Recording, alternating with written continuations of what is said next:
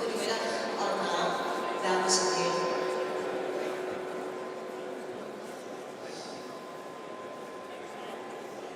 We hebben nog even, voordat de president hier is, dat geeft ons even de gelegenheid om alle excellenties, hoogwaardigheidsbekleders, vertegenwoordigers van de gemeente Amsterdam welkom te heten en ook even een paar huishoudelijke mededelingen te doen. Allereerst ziet u twee grote schermen waarop zometeen live u de zaken kunt volgen voor wat betreft de ceremonie in de Hollandse Schouwburg. And now I'm going to switch to English because we have some English guests here too. Good afternoon, ladies and gentlemen, Your Excellencies, politicians, and people from the community, and of course, ladies and gentlemen, and boys and girls. Very happy to see here youngsters too. Boy, can you put it a little bit down because it's really, yeah. Go. We are going to meet His Excellency President Peres here in a few moments. On the screen you can see what's happening right now in the Hollandse Schouwburg, where the President is laying a wreath and in commemoration of the people who were killed during the Second World War from the Jewish community. After everybody has been seated, there will be a choir and you will be asked to rise the moment the President will come in. After that, Mr. Jacques Senior Coronel and Mr. Chaim Yvonne will have a short word, and after that we will have an interview with President Peres. Then we will have the hymns, and when the President is leaving, our request is that you are gonna stay put, sit down until he left the building. Just another few things, please, ladies and gentlemen, turn off your mobile phones. Yes? Because we can end up in a choir, and we have our own choir here today. So we'll just wait for a second. The President, you can follow it over there. It is a bit hard with the sunlight, but he is entering the Hollandse Schouwburg soon. It will be a short ceremony. From that, he will go to the synagoge and he will visit Es Chaim. As you know, that is the beautiful age-old library that we have here. Unique in the world, really unique in the world. And after that, he will come here. And I think that will take another, well, half an hour. So enjoy your company and we'll get back to you later on. Thank you very much.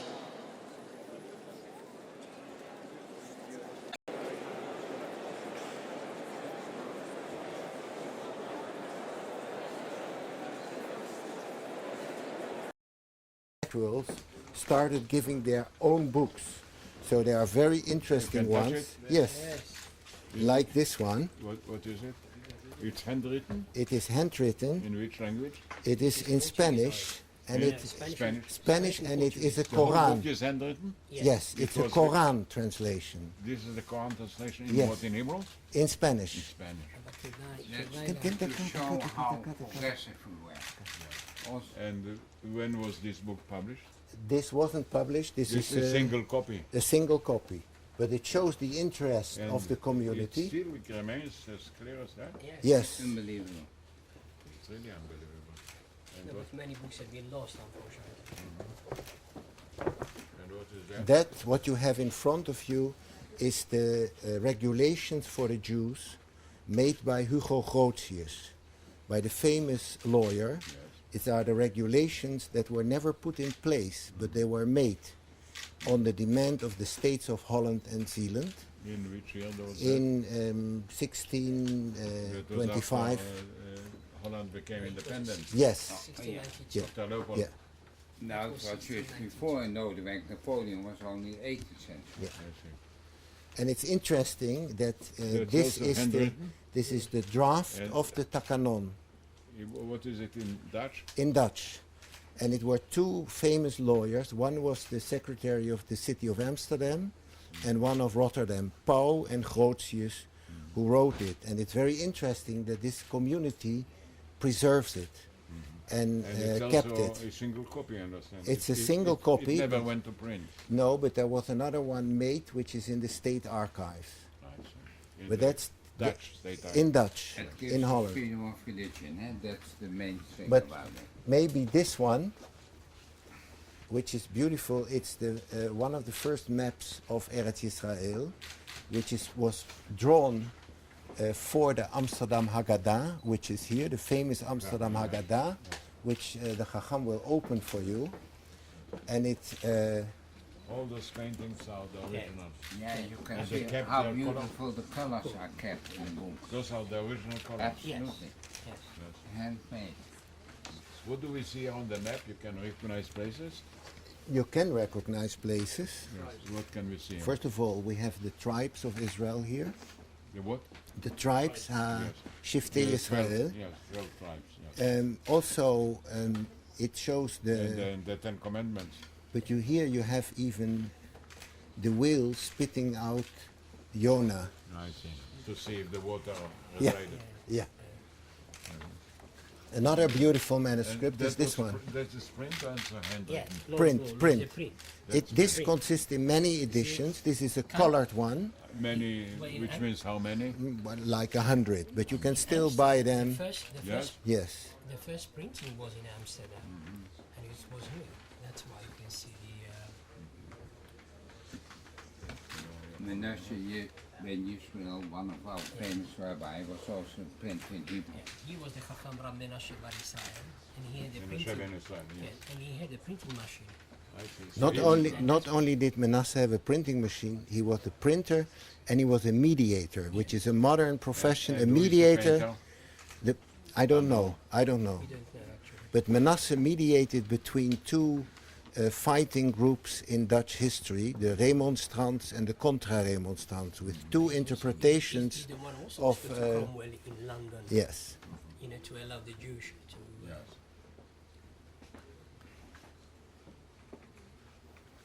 It's unbelievable, you know. Yeah, It's really beautiful.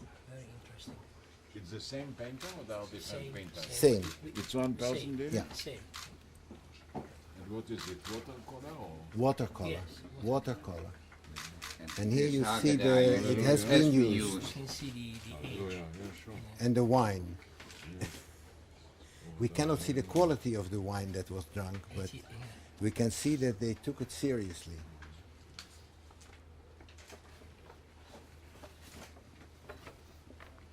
בסדר, ברכה, ברכת המזון, Minhag כמנהג. Ashkenazim. אוקיי, ספרדים, כמנהג Yeah. אשכנזי. Because we are so tolerant, that's why. No, they were also Ashkenazim studying in the yeshiva of the Sephardim. You allow them. Oh, absolutely. Before the A war, little bit, not too much. Shall we proceed to the next one, which is Chacham another Tzvi- jewel? Chacham Tzvi was here also. we have a subject here. Well, in a minute we go to the Rambam, but What is this is Erasmus from Rotterdam, which was recently discovered here, and the first Spanish edition of Erasmus in this library. It shows the enormous interest and intellectual scope of this community. Of course, this, when we said Sabtai Tzvi, That's chapter 3. this is a letter that the predecessors of Jacques and the Chacham Yeah. wrote to Sabtai Tzvi when they thought that he would be the man, but he wasn't. The Messiah. You wrote it in Hebrew or what? Yes, in Hebrew, in a beautiful script. And but that's the it old- reached chapter 3 or not? It didn't reach him. Yeah, but this is the old writing of the Sephardim. I see. In the olden days, what we call Chatzi Kulmos. I see. It's not Russian. Yes, it's called Rashi, but it's also called the And Rambam. the stamps is a This is the seal of the community. Yeah. I see. And there was a huge, well, you know the story of Sabtai Tzvi. One economic book, and then we go to Judaism.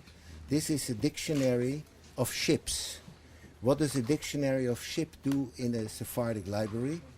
Well, the Portuguese were sea people, like the Dutch. So a dictionary would give all the terms of shipbuilding was important for people who were high in the West India Company, who were competing with the Portuguese in conquering. The Portuguese language? This is in Dutch, but it's written by David Franco Mendes. It's also all handwritten. Handwritten, And yes. A single copy. A single copy. But then I will not disappoint the rabbi, and we go to the Rambam, which is of course the best. It's an is it for? edition, Never it's a Yad Chazaka, Mishneh Torah. זה משנה תורה. וזה, Go ahead. this is from Narbonne. זה העתקה מנרבון. Who wrote this one? זה המעתיק, לא ידוע It's, בדיוק. this is a copy of about 1260. And it belongs to the Rambam? Yes, all this is Yes, משנה תורה. not the book didn't belong to the Rambam, but it's an edition, a handwritten edition of the Rambam, Oh, I see. העתקה של הרמב"ם, כל מיני הלכות. 1268. 1268. Is it the oldest book in the library? Yes. It's the oldest book. It's Yeah. the oldest book. Yes. And of 1268. 1200. אבל המעתיק, יכול להיות שרבי שמואל אבן טבון הוא היה המעתיק. וזה כמו של קורבנות. you have to do something, my ספר. זה ספר קורבנות וטהרה. עבודת קורבנות וטהרה. we can spend. וזה מה שהיו קוראים לו ספר, זה חשוב מאוד, ככה מדרש עץ חיים. זה כאן הייתה הישיבה.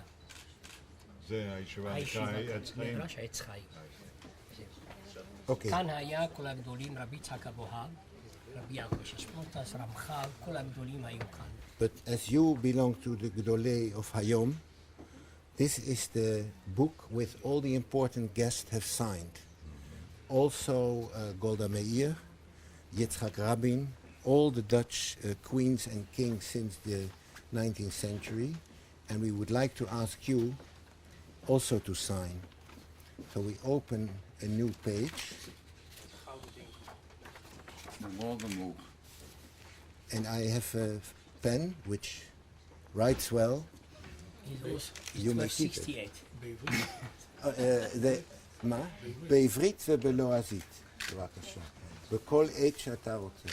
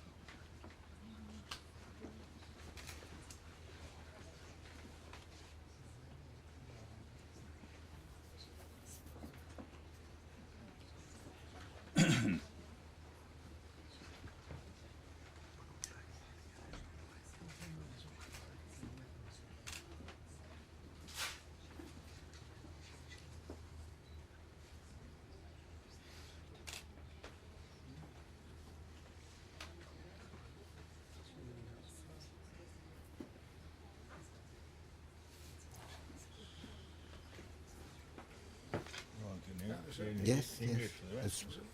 A small dedication. Show I speak.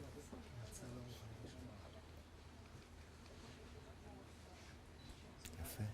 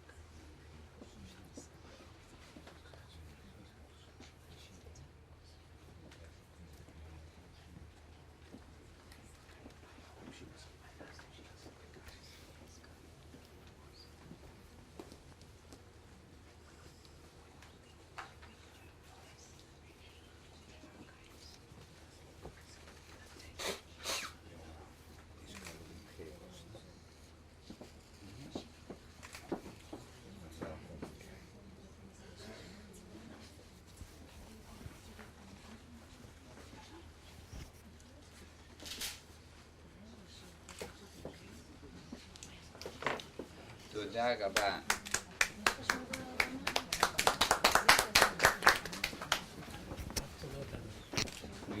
חזק ברוך. חזק ברוך. Thank you very much.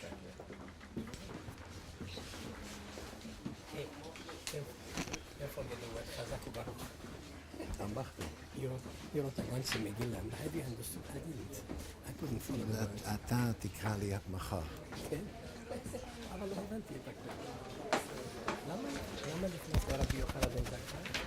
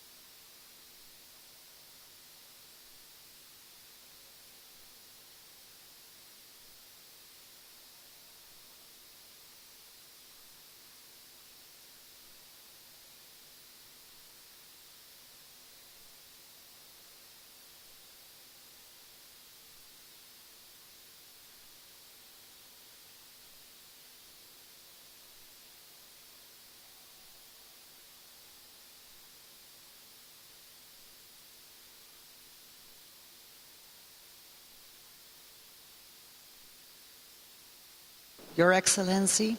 We're very honored to have you here. And I would like to give the microphone to the chairman of the Parnasim of the Portuguese Israeli community of Amsterdam, Mr. Jacques Senior Coronel.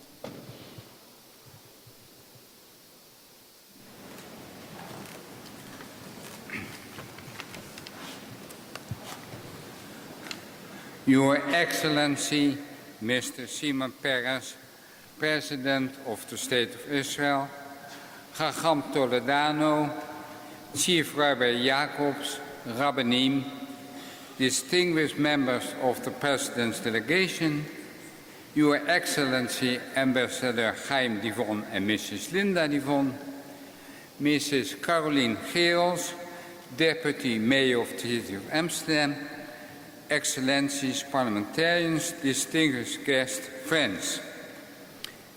This visit from the most distinguished and wisest president in the world and recipient of the Nobel Peace Prize is a memorable special event not only for the Jewish community of the Netherlands. In this synagoge, our illustrious Portuguese synagogue that we have cherished for centuries, gravity and decorum were meant to instill a sense of royal dignity. Mr. President, Shimon Peres, Shimon Persky, dus een sound Portuguese. Nonetheless, you rise to the task of representing your nation with unsurpassed, as we Portuguese say, gravidade, gravity and royal dignity. In our centuries-old library at Schiim, you just saw the petition that the Board of Parnasim intended to present in 1660 to the Sephardic rabbi and Kabbalist Sabtai Tzvi, who claimed to be the long-awaited Messiah. Many hoped to follow him to Jerusalem to rebuild the temple. In 1666, however, Sabtai Tzvi was forced by the Ottoman Sultan to convert to Islam. His conversion devastated his followers, and Portuguese Jews of Amsterdam went on to build their own temple. This magnificent building reminds everybody, here we are and here we will stay. How has this unique monument withstood the test of time with such glory? It relates an inspiring story about religion, culture, history and integration. Our unique synagoge is filled with treasures of a cultural and religious minority gathered throughout the ages. The building symbolizes tradition, spiritual wealth and the strength to survive even under intensely difficult circumstances. Together with the Jewish Museum and the Hollandse Schouwburg, we have improved access to our complex and now welcome over 200,000 visitors a year. Upon completing the restoration and rearrangement, this complex reopened in the presence of Her Majesty Queen Beatrix in December 2011. Mr. President, ladies and gentlemen, ties are very close between Israel and the Netherlands. 10,000 Dutch people have settled in Israel, as many Israelis have found homes in the Netherlands. Dutch Jews and non-Jews are among the top 5 nationalities involved in the Kenai Shot campaign. Trade is thriving between our countries, totaling approximately 2 billion euros. Mr. President, the turnout this evening reveals the solidarity of the Dutch community with Israel. We are grateful and honored that you have taken the time to share your thoughts with us. Thank you.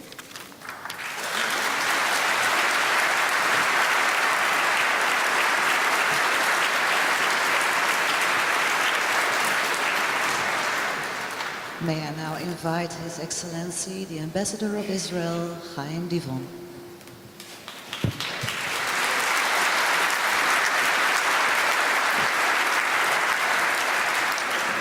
אדוני הנשיא, כבוד הנשיא, ברוך הבא. Mr. President, Excellencies, כבוד הרבנים, mayors, members of parliament, community leaders, thank you so much for joining us today. We couldn't think of a better place, better venue to mark Israel's 65th anniversary in this very special Echal, very special sanctuary, which is not just a Jewish milestone, I think it became universal milestone, inspiring all of us. What a place. But I think the fact that this hall have seen it all. This hall seen mayors, rabbis, members of parliaments, prime ministers, kings, queens, but they didn't see someone that is a member of one of the founders of the State of Israel, that was a minister, a prime minister, a Nobel Peace Prize recipient, and the President of the State of Israel. What a pleasure. Ladies and gentlemen, I have the pleasure to welcome His Excellency Mr. Shimon Peres, the President of the State of Israel.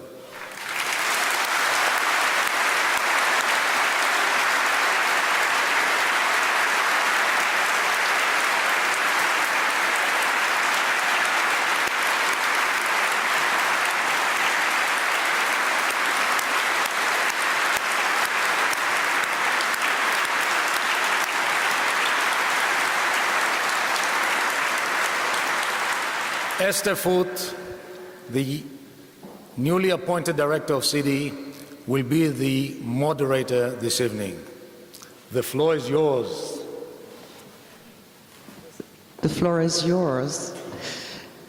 We are so happy that you are here. We are really very happy. And while the talking was going on, I saw you looking. What were your thoughts?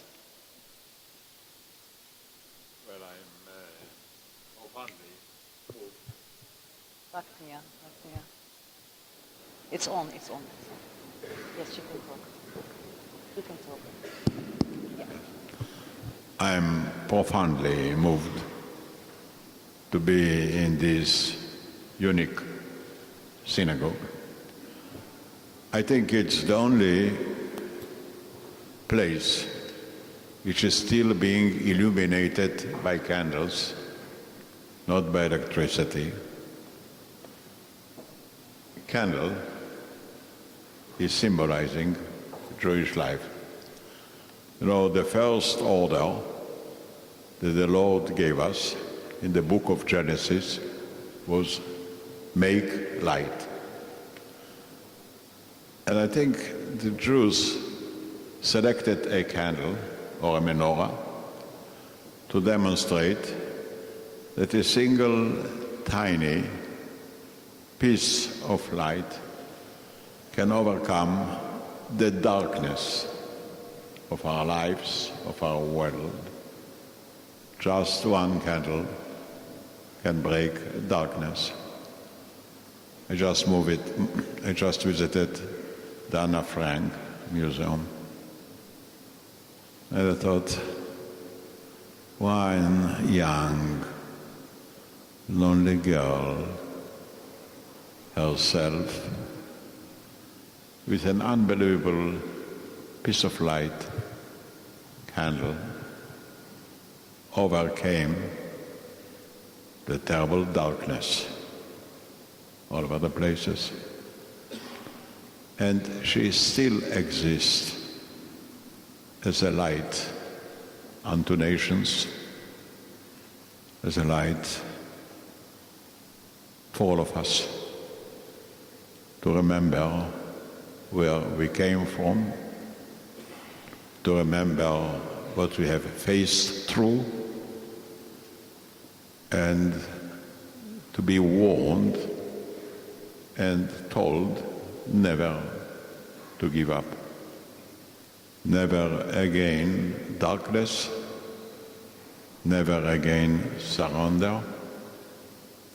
Always we shall live as a people that looks for light. Thank you.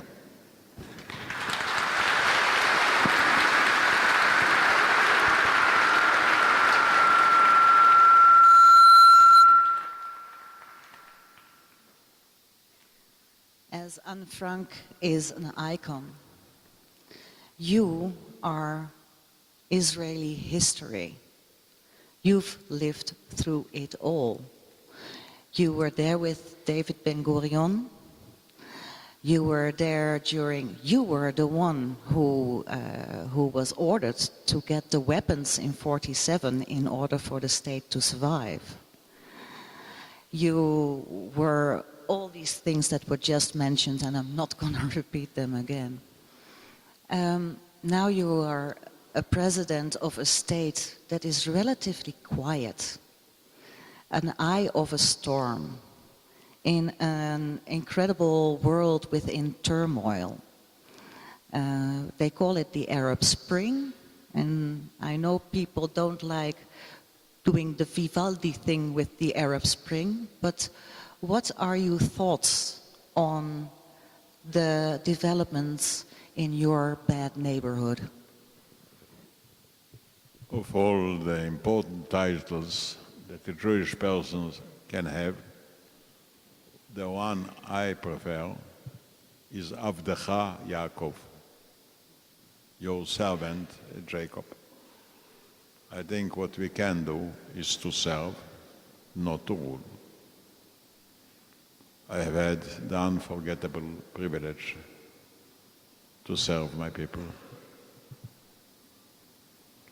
And in a very trying time, when all the odds were against us, I still remember the early days before the state of Israel was founded. Nothing was on our side. The land of Israel was abandoned. The territory was small. The earth was refusing.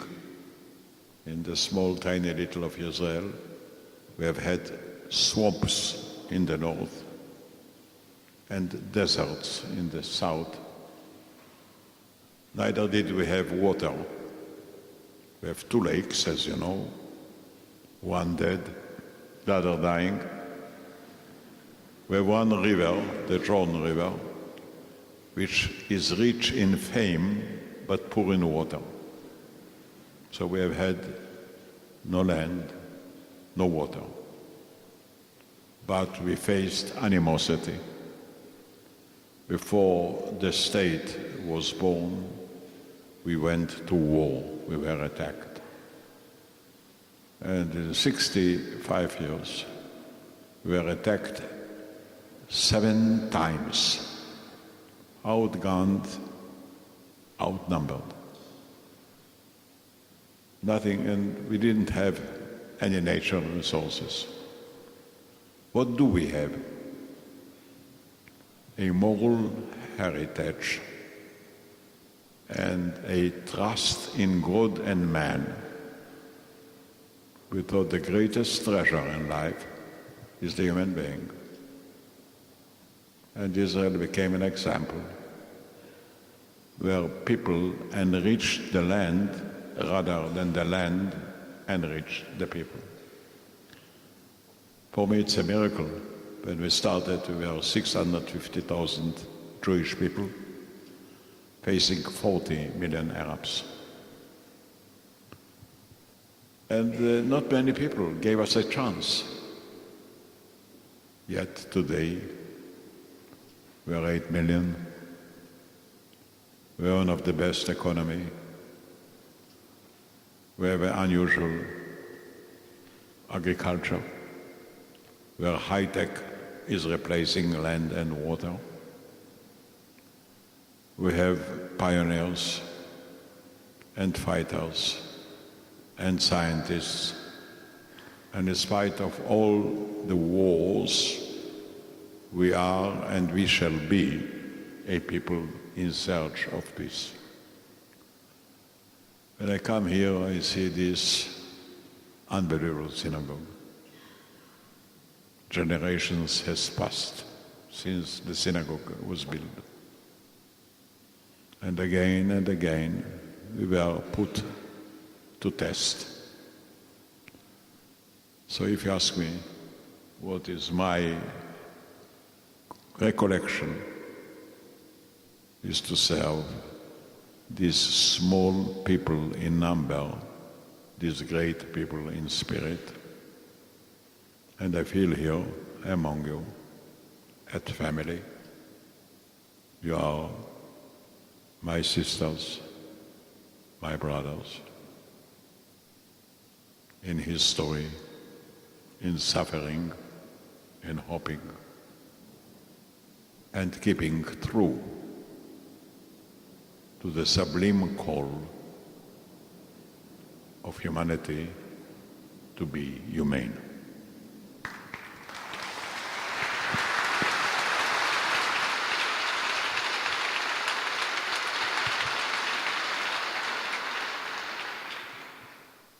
During doing some research, we came up on a visionary speech of you that you did in 1988 in front of the World Journalists Association.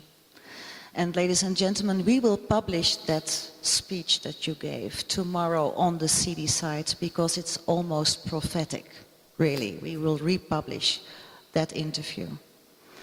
And in that speech, you say, the archives in the Middle East are filled with peace initiatives. 3 or 4 of these persons even got the Nobel Prize. Well, we know one of them. But no matter the amount of prizes and awards, we did not get peace. Okay. The question is, we did not get peace. We did all the we've won Nobel Prizes, but we did not get peace yet. And my question is, right now there is a new initiative going on by the Secretary of State, Mr. Kerry.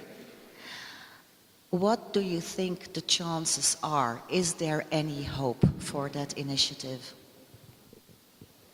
I think it's more than a chance. It's an immediate call and need. We started to negotiate with the Palestinians 20 years ago. It took time, unfortunately, but we have the start. Furthermore, we know what should be the ultimate conclusion agreed by us, by the Palestinians, by the Americans, by the Europeans, actually all countries, and that is to have a two-state solution. A Jewish state by the name of Israel, an Arab state by the name of Palestine, living as neighbors in peace, in cooperation. I think it is achievable.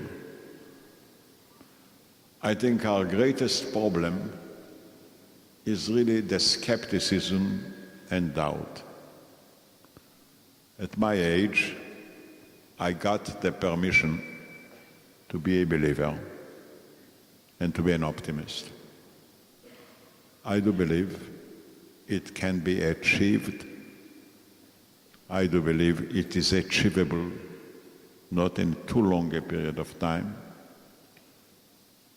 I think our government and our Prime Minister took a decision to try and do it. I know the other side, the leaders of the Palestinians, including their president, Abu Mazen, as we call him, Abbas, with whom I have signed the agreement in Washington. I believe he too is convinced that not only us, but they, the Arabs, don't have a better alternative but to make peace.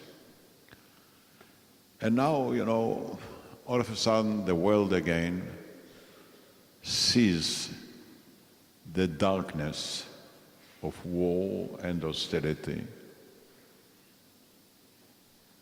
Maybe they act slowly, maybe they do gradually, but one of our neighbors, Assad, a killer of his own children, was forced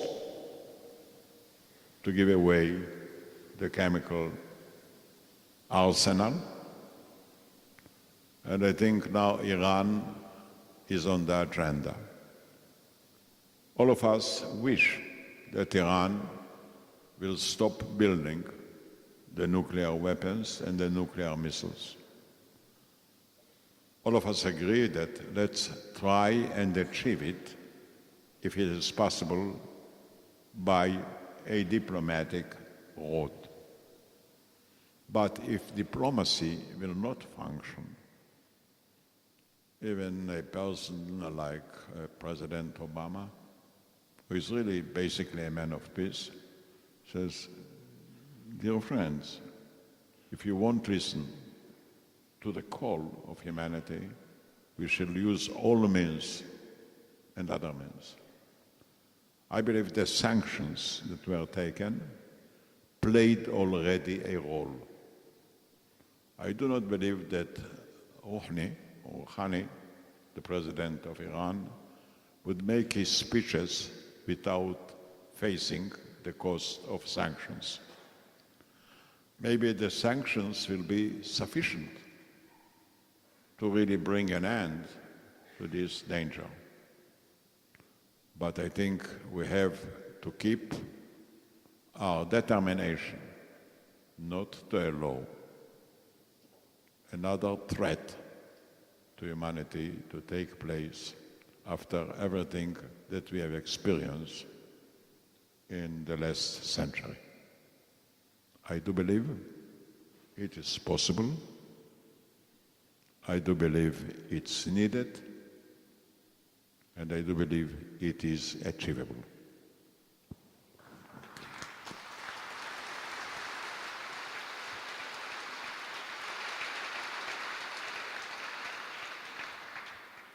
Meanwhile, in Europe, we have some battles to fight too, where in the 60s and 70s, a lot of people were happy with the state of Israel. And were even here in the Netherlands, they had stickers on their cars saying, "We stand behind Israel." The mood has changed. We now have to deal with, for example, BDS movements. And we also have people who are saying that Israel is an apartheid state. Now, what would you like to tell those people? Well, let me answer it without any emotions. I know people, they say people is this and Israel is this and Israel is that. Look at the facts. We were attacked, as I said, 7 times. We won 7 wars.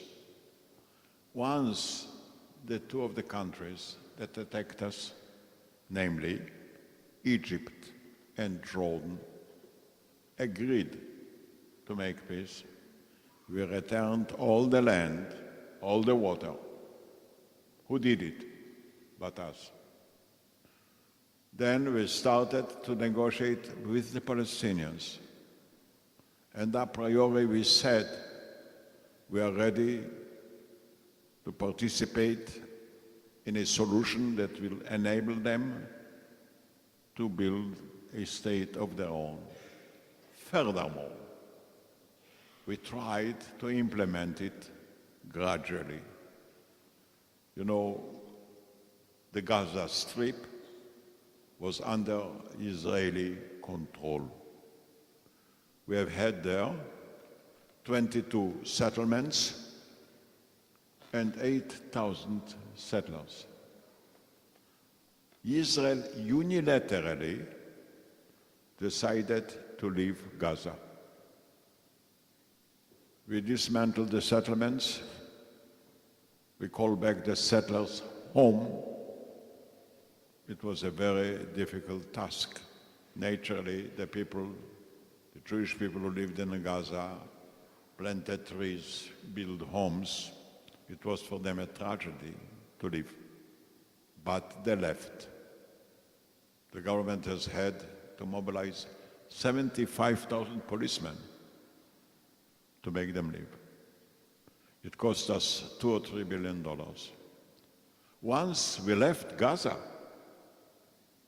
and it became free, nobody can say anymore it's under Israeli occupation. The Palestinians who lived there started to fire missiles against us. So who is the man that can say that we are apartheid? Where do you have it in history? Why should I be defensive? I know in our heart, I know by our heritage, that we were not born to govern any other people by force. On the contrary, Moses was the first democrat. He said that every human being was born in the image of the Lord. And nobody is iber alles. Nobody is superior. But while peace is our target, our obligation is to keep alive. My dear friends, would Israel lose one war, I wouldn't be sitting here. So in spite of all the wars, our main priority today is peace. We would like to see the Arabs living in peace, independently, entering modern age, divorcing the shortages of food and freedom. We didn't change our mind. So I can say briefly that there is some anti-Semites, but anti-Semitism is a non-Jewish sickness, not a Jewish one. And they have to cure themselves, not us.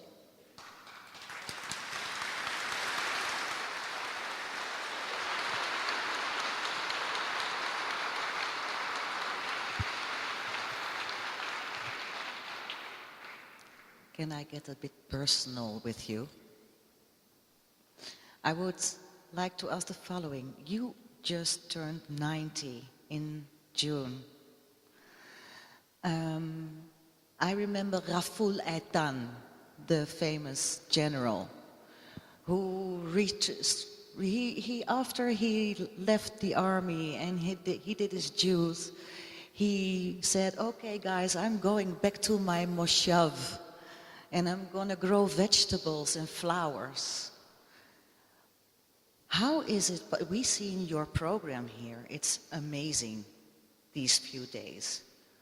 Why do you do it? Why don't you enjoy the children and the grandchildren and say, you know, I've paid my dues?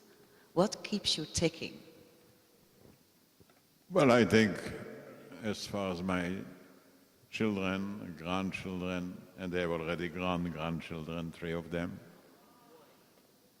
And I think I need them more than they need me. I think they're growing in a land of freedom, in a way, as happy youngsters. When I'm asking myself, who is a Jew? My answer is, a Jew is a person that keeps his children Jewish. So, I don't see, I know life is difficult, but not unmeaningful.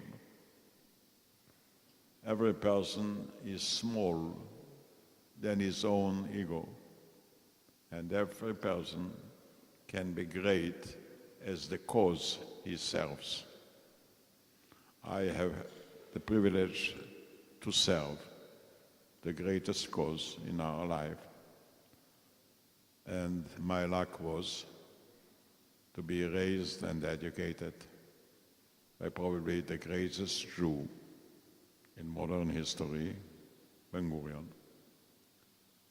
He was really a genius, a man with an unbelievable memory, a man that managed 8 or 9 languages, that never stopped reading, acting, deciding. But when I think about him for myself, and I'm asking myself, what was his greatest quality? My answer is that in spite of whatever he was, in spite of whatever he faced, in spite of whatever he did, he remained something which is very important, an innocent man, a believer, a man without cynicism, without skepticism. Not that he didn't have doubts, but he wasn't skeptic. And what he taught us, our generation, is that the highest wisdom of a person is to be honest. Nothing is wiser than to be a person that has and respects a moral code. So we educated a generation of many youngsters in Israel. I had the luck to work with him for 20 years. And I think he was probably the greatest statesman in Jewish history, because the Jewish people always had great prophets, great judges, great priests. I'm not sure we have had great statesmen, and maybe we pay the price for it. He was all those things, but also a statesman who knew the need of power and who knew the limits of power, who knew that power comes second, never first. First is the respect of human life. First is to choose the moral call and prefer it upon all other attractions in life. You know, to have a great educator is a privilege. But then it's not enough to be taught. You have to implement it and serve the people. I apologize for my age, but I don't have a choice.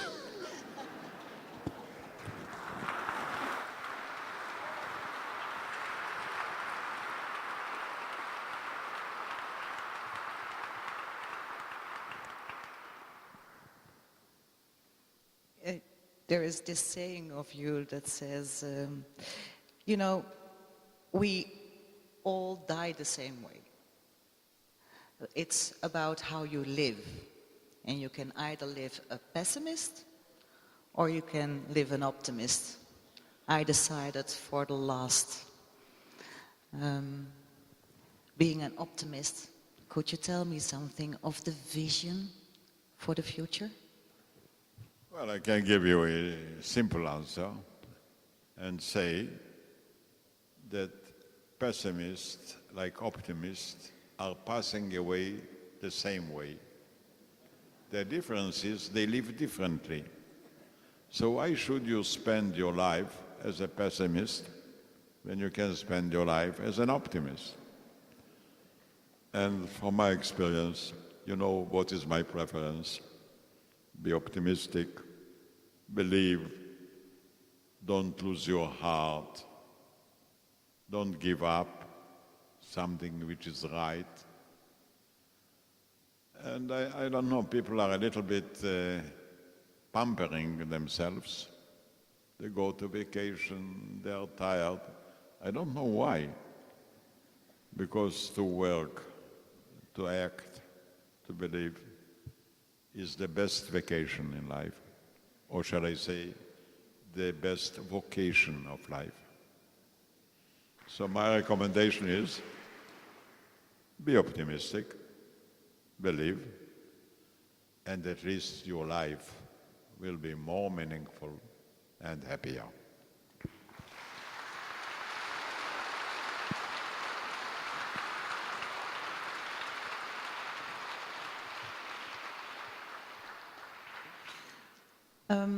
We are all amongst friends here, and our Dutch Jewish community is so small.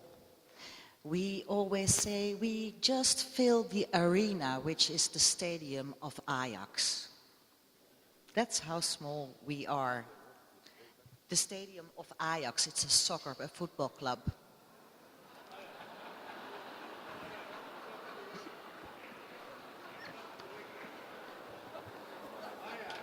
Sorry. Well, you took me to the domain of sports, which I'm not sure I'm a great expert on it. I get it. Okay, anyway, we are with only a few thousand Jews left in the Netherlands. And the Jewish life here in the Netherlands is under pressure. And it's not only under pressure from the outside, it's also under pressure from the inside. Because there's not a lot of unity amongst the people of the Jewish community here in the Netherlands. Discussions are one thing, fights are a second. What is your message to the Dutch Jewish community? Well, I'm not sure that union is a typical character of the Jewish people. It began with Ashkenazi and Sfaradi. You know, some of my friends are asking me, what is the greatest contribution of the Jewish people to the rest of the world? And my answer is dissatisfaction. A good Jew cannot be satisfied. It's not for us. When you are dissatisfied, you are creating, you are struggling, you are fighting. We are united by our gospel. We are divided by our character. Not bad. Let's go on. What's wrong? As long as they don't use arms or violence. It's a debate, as we say, L'Shem Shamayim, namely for heaven safe. Not bad. I wish we would be more united. But I look at our leaders and rabbis. They're so convinced, my God. And you know, after the destruction of the second temple, the Jewish leaders thought, how can we keep Jewish people Jewish? Because it's not true that the Jews were not farmers, were not workers. On the contrary, they were good ones. But they stopped being Jewish. They became too much business-like. So they say, what will keep us are books and learning.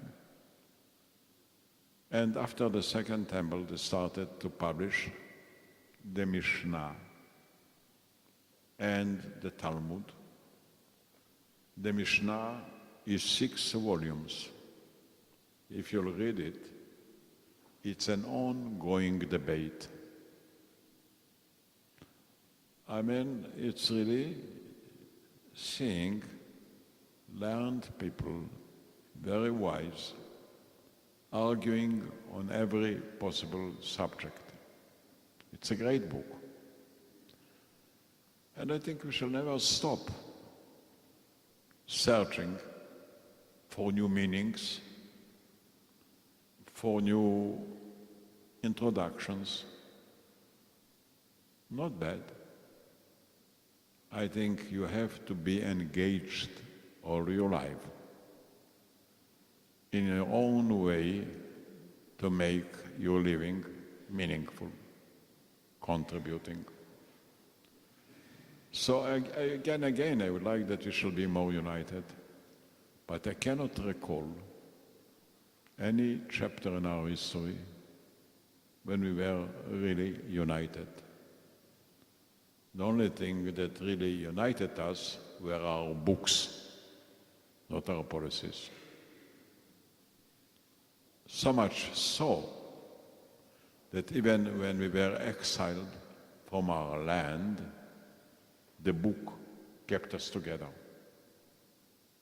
We are the only people on earth that after we were destroyed 3 times, after we were exiled from our land, we returned to our land, to our language, to our history.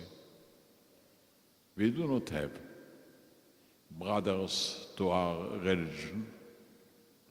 We do not have sisters to the Hebrew language. We do not have neighbors to our history. And yet, we are the only country in the Middle East where our children are speaking their original language. The only country where the children are teaching their mothers the mother tongue, and they speak in the language of prophets. So there are more than just one facet of our life. We paid heavily. My God, what we lost here.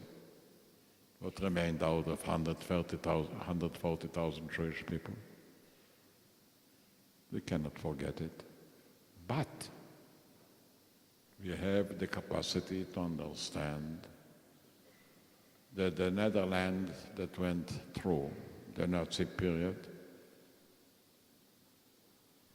with so many victims from our side is today a new Netherlands. And as I say, even if your fathers ate sour grapes,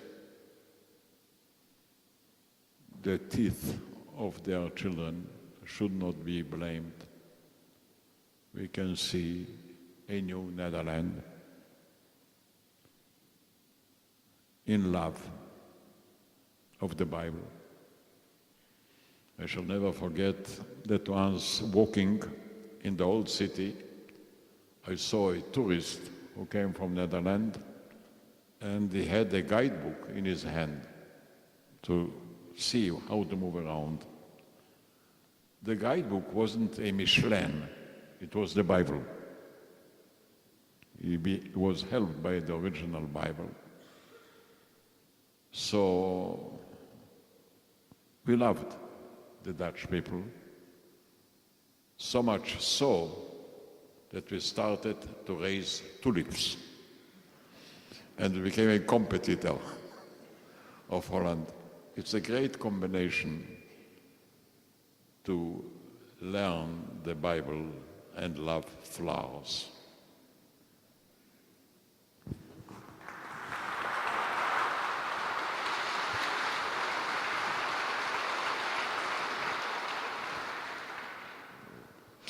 You are here also because Israel exists for 65 years this year.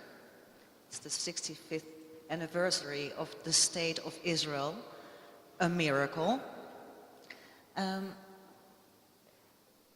Could you tell a little bit more about the contribution that Israel is making to the world? Well, it's not for me to judge, because it was judged by non-Jewish people. If you'll take, for example, the number of Nobel Prize laureates, the Jewish people are 0.1% of humanity. Among the Nobel laureates, we are 25%. That's a non-Jewish measurement that may really tell the contribution of Jewish people. We were, from time to time, controversial. And as one encyclopedia described the Jewish people as a people that did not let the world fall asleep. We didn't let others to fall asleep. We couldn't fall asleep. We are alert to the heights of the meaning, what is a human being, what makes him a meaningful human being. There are things that you cannot measure, but you feel in the heart they are a measure. And there are so many indications even today that, for example, in the domain of science, a small country like Israel made for herself a great name.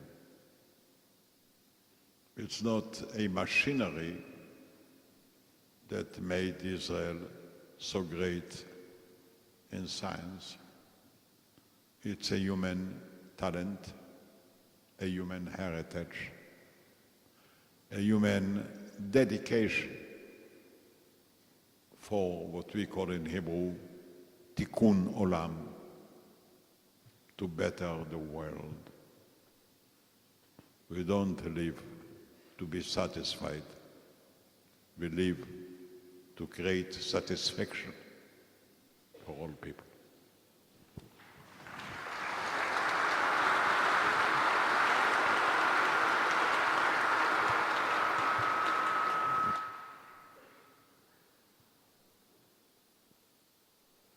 Moral question. What do you see looking to all those years as your biggest achievement, and what do you see as your biggest failure? I don't think I have personal achievements. I think my greatest achievement was my opportunity to serve the people. You know, many people ask me, how would I like to be remembered? And my sincere answer is, if somebody will remember that I saved the life of one child, that will be the greatest thing.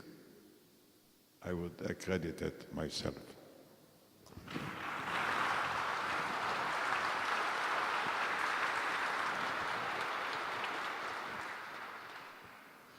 We do have some ambassadors here this afternoon of several nations. I don't know exactly which ones, but let's say there would be ambassadors here of your neighboring countries. What would you like to tell them? Would you like to tell them? Well, on the subject maybe of peace.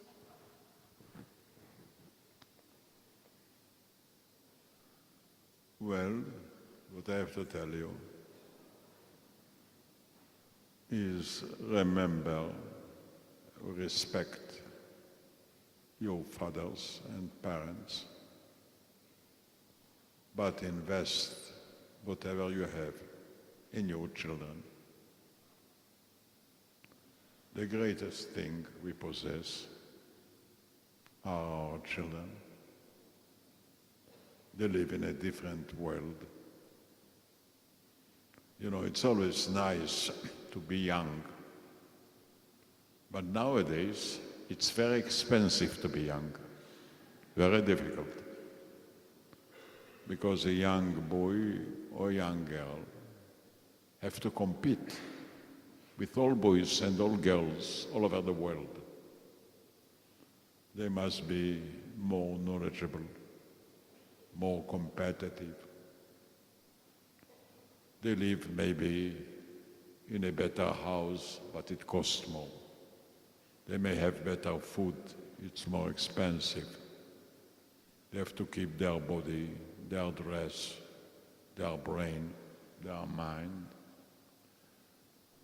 And occasionally they are telling us, all the time you asked us to respect the past. Well, we are not sure that you left us such a wonderful world. So, thank you for what you did. Thank you that you brought us alive. But now, let us build a better world, a different world. And if I have to make in a short description what is in my judgment, a better world for our children, I would say three things. To remain true to our moral heritage. We have one document, all told 172 letters, the 10 Commandments. It's 3,500 years old. Nobody felt the necessity to change the world. Furthermore, it became the foundation of civilization.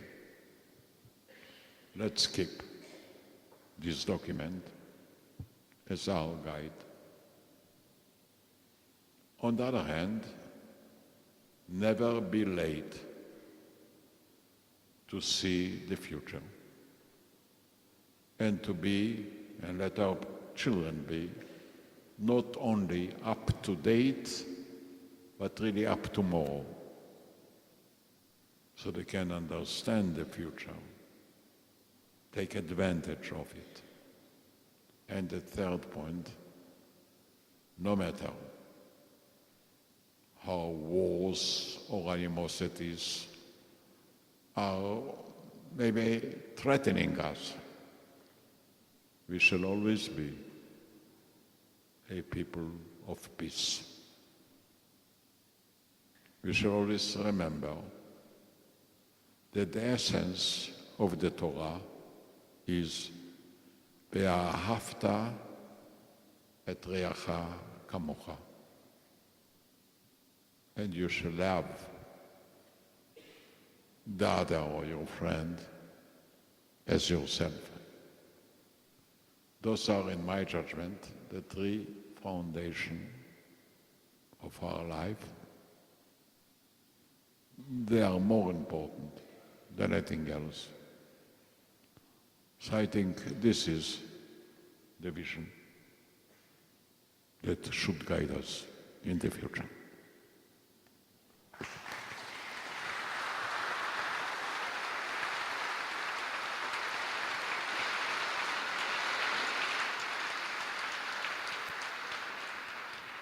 before we stand up for the two national anthems, the Wilhelmus and the Hatikva, I would like to thank you, and we would all like to thank you from a very deep place within our hearts. Thank you very much, Your Excellency. Thank you.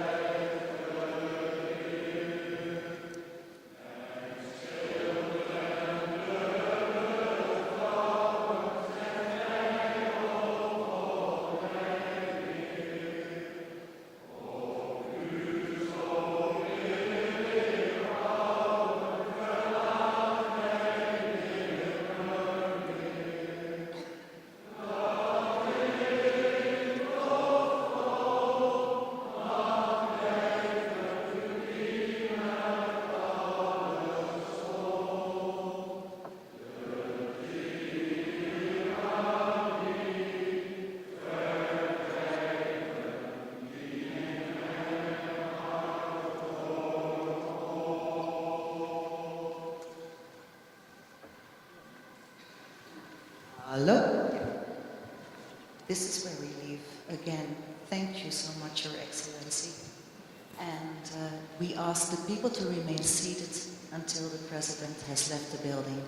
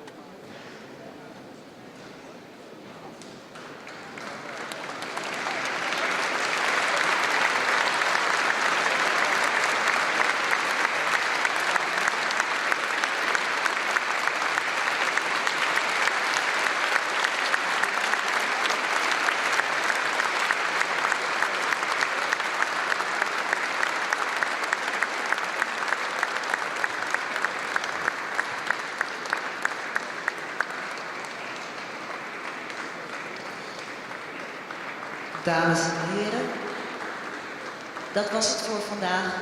Ik wijs u nog eventjes op het feit dat president Peres ook binnenkort te zien is op College Tour met Twan Huis en een heleboel jongeren.